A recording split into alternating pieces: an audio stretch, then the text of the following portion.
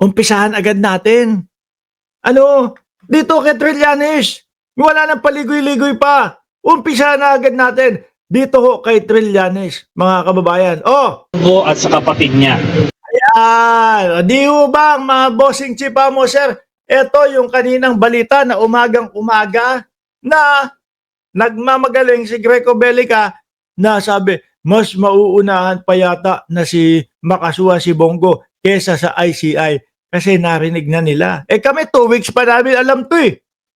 Nakakasuhan talaga si Bongo ni dating Senador Trillanes eh. Papakinig ko na po sa inyo mga kababayan. Ano po? Kung ano ang dahilan kung bakit kinasuhan ng dating Senador Trillanes si Senator CLTG o Construction Company. Bakit? Ano ba yung CLTG? CLTG o Christopher Lawrence Tesorogo. O yun yung ano, 'di ba? Yun yung mga pangalan ni Bongo o yun yung pangalan ng construction company. Wala daw hong kinalaman si Bongo doon. O game.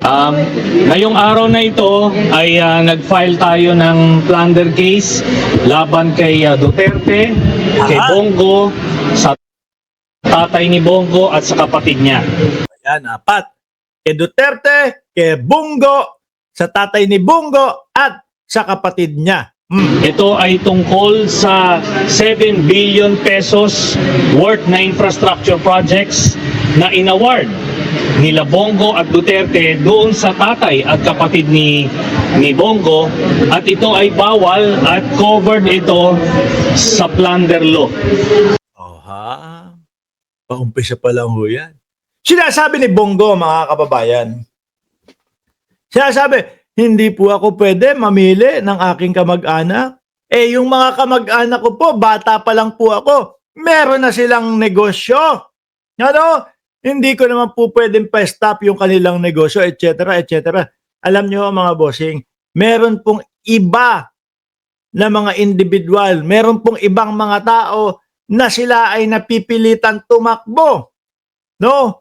Sa kahit anong posisyon para maprotektahan po yung kanilang negosyo, mga kababayan. Oho, meron labag sa kanila yung pagtakbo, pero kailangan ko maprotektahan yung aming negosyo eh. At ang nakikita ko ho dyan, ganyan yung nangyari kay Bongo, no? At nakikita ko ho dyan, mga kababayan, kaya dati pa nakadikit si Bongo sa dating Pangulong Duterte, para sa ganon, malakas ang kapit nila doon sa Davao. 'Di ba? Kahit hindi pa siya senador, kahit hindi pa siya presidente, si dating pangulo, at least may mayor na kinakapitan ako, 'di ba? Mampay Chan. Oh, ganun 'yan. Okay, 7 billion pesos ito, at nagsimula ito nung mayor pa si Duterte hanggang nagpresidente. Ayan yung sinasabi ko sa inyo. Ano? Okay na, sige. Dikit ka kay dating Pangulong Duterte. Dikitan mo dikitan. O, bahala ka. Huwag mong tigilan niya. Kasi para yung mga government projects sa atin i-award. Example lang naman ho yun, mga kababayan, yung sinasabi ko. Ano? Pero parang doon din papunta yung kaso ni dating Senador Trillanes. Kaya alam naman natin na magkadugtong ang bituka ni Bongo at Duterte. Di dapat dali na po natin yan sa ICC. para hindi ho sila nangungulila sa isa't isa. Di ba? O sino dyan sa comment section, taas ang kamay. Yan kagaya nung pakaway ni Joel ng Ceresa Force at ni Viola ng Ceresa Force. Taas ang kamay ng naniniwala na dapat itong magkaduktong ang bituka ay dapat pinagsasama na sa ICC. Taas nyo lang kamay nyo dyan sa comment section. Kaya hindi niya pwedeng ipagkaila na hindi na impluwensyahan ito. Tapos nung Sir naman, dating senador, sino naman po ang maniniwala na hindi tutulungan ni Bongo yung kanyang ama? 'Di ba? Sino naman po ang hindi maniniwala? Sino naman po ang maniniwala na hindi siya i-impluwensya doon sa kanilang negosyo? 'Di ba MCA Vocal Studio? Wala. Sabi ni Chaicher, paa pwede. Naku, pag paa yan, itataas mo, naku po. Ito na naman tayo. Game, tuloy! Senador na si Bongo, ganun din. Kahit na senador siya, siya pa rin ang nag-act as the alter ego of Duterte's talagang Oh, senador na siya eh. 'Di ba? Pwede yan.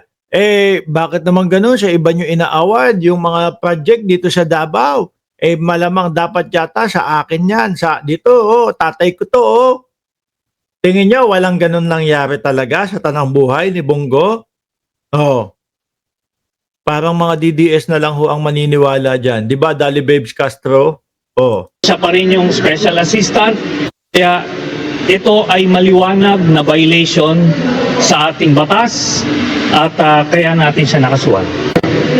Ang ebidensya po dito ay mga kontrata mismo galing sa DPWH. Sandali,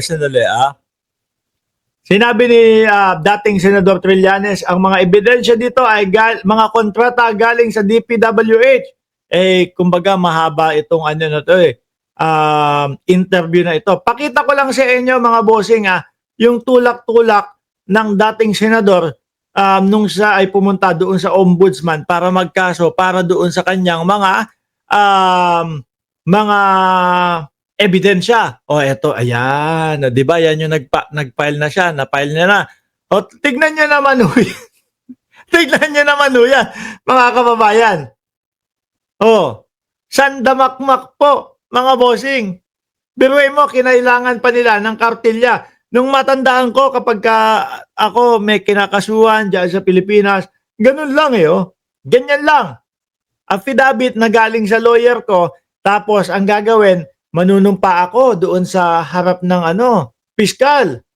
Tapos magkakaroon ho ng patawag yan. Ipapatawag yung magkabilang kampo. Yung unang patawag, kung di ako nagkakamali, is yung sagot muna nung kampo na kinasuhan ko. Yan, si Bongo, sasagot sila. Tapos sunod, dalawa na sila ni Trillanes. Pero kapag hindi inatinan dyan, mga boss Chipamo, sir, naku, may kakalagyan yung kinasuhan. Mayayari ho yan. Tingnan nyo! Tingin nyo po ba yung ganyang kadami? Ano lang yan? Joke-joke lang ho yan. Sabi ni Elena Garcia, CLTG, si Bongo, may-ari niyan. Kunwari lang na negosyo ng tatay niya yan. Pero ang totoo, si Bongo, CEO ng CLTG, obvious may conflict of interest. Dakilang alalay bago naging Duterte, senadog. Sabi ni Ma'am Elena Garcia. Alisin ko na ho ito, mga kababayan. Balik tayo doon sa interview kay Trillanes. Ito po ay nakuha ko nung ako po ay senador pa. Tapos dinagdagan namin dong iba pang mga dokumento nung natapos na ako sa pagka-senador. Bawal po ito.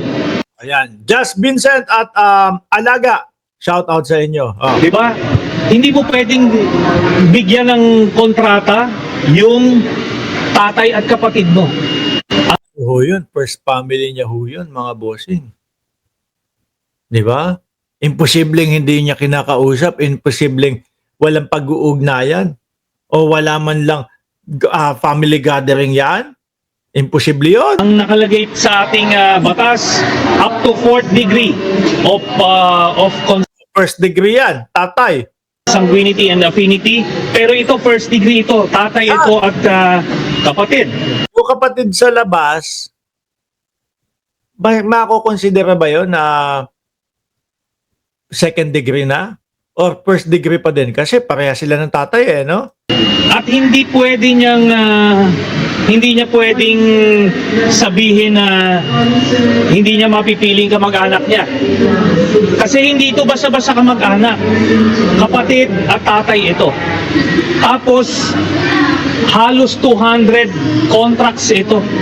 Wow. Sa City Hall ng Davao hanggang sa Sabi ko nga ho sa inyo, mga bossing Chipamo, sir Di ba?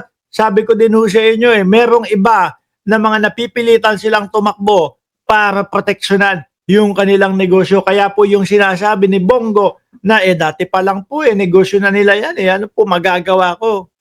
Kaya pala dati pa lang sila, dati pa nakakonek at nakadikit na sila kay dating Pangulong Duterte. Miski mayor pa lang siya noon. Bakit? Protektado tayo ni mayor.